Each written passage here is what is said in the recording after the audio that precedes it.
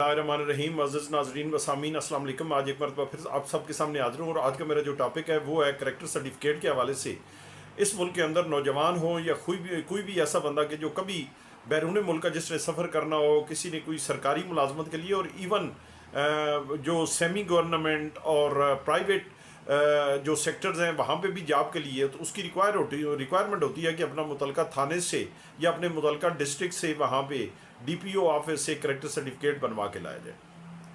और एनओसी बनवा के लाया जाए कि ये बंदा किसी क्रिमिनल केस में इन्वॉल्व को नहीं है। अब होता क्या है कि कोई बंदा जब किसी भी केस में इन्वॉल्व हो जाता है, जब उसका नाम एफआईआर में आ जाता है, तो उसके बाद अगर वो ट्रायल होने के बाद अगर बरी भी हो जाता है तो वो उसके रैक कार्ड के अंदर मौजूद होता है और जब उसका करैक्टर सर्टिफिकेट बनता है तो वो उसके अंदर आ जाता है कि इस बंदे के खिलाफ फलां फलां एफआईआर है। इसी तरीके से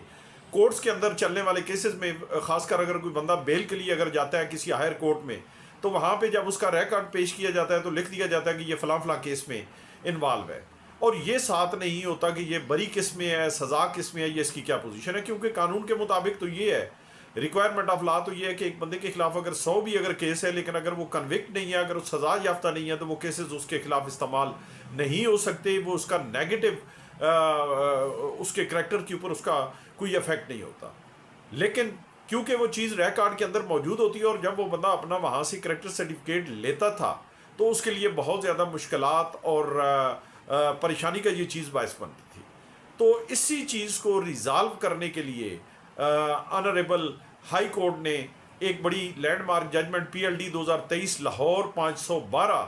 जस्टिस अली ज़ियाब बाजवा साहब ने ये जजमेंट सबसे पहले ये पास फरमाई, जिसके अंदर ये होल्ड फरमाया गया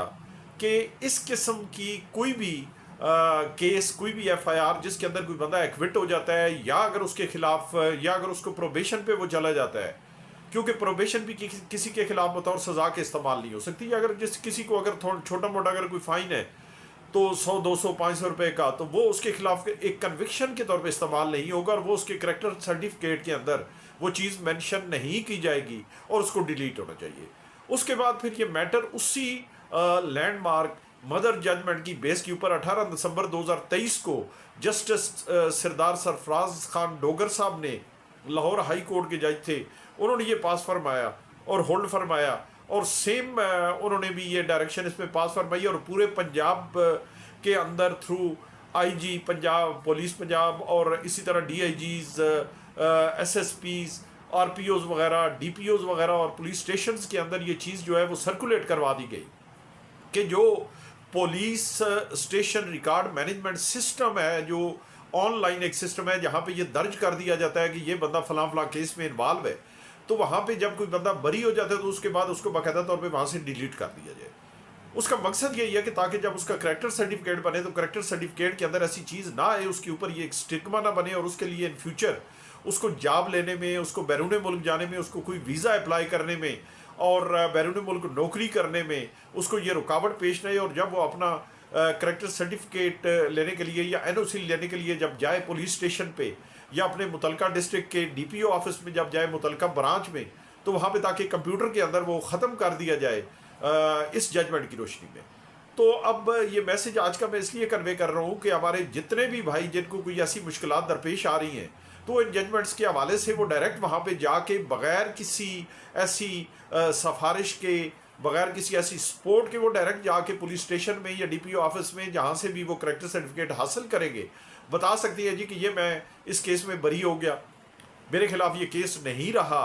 तो ये मेरे करैक्टर सर्टिफिकेट में नहीं आना चाहिए। और वो उनका बाकायदा तौर पे एक राइट है जिसके मुतल्लिक ये दोनों जजमेंट्स बड़ी वाज़े जजमेंट्स हैं और इनमें बड़ा वाज़े कर दिया गया।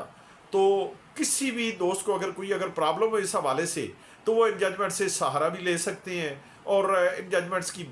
बेस के ऊपर वो वहाँ पे जाके ये बात कर सकते हैं और वहाँ से अपना करैक्टर सर्टिफिकेट ले सकते हैं। और यकीनन ये बहुत ज़्यादा फ़ायदेमंद होगा उन लोगों के लिए, उन दोस्तों के लिए कि जो मुल्क के अंदर किसी भी सरकारी इदारा में, किसी सेमी गवर्नमेंट प्राइवेट किसी जॉब के लिए जाना चाहते हैं या बैरून मुल्क किसी भी वर्क वीज़ा के लिए जाना चाहते हैं, विजिट वीज़ा के लिए जाना चाहते हैं और जहाँ पे ये रिक्वायरमेंट है तो उनकी ये परेशानी का एक बहुत बड़ा मसला हल कर दिया गया। अल्लाह तबारक व तआला आइंदा भी मुझे आप सबको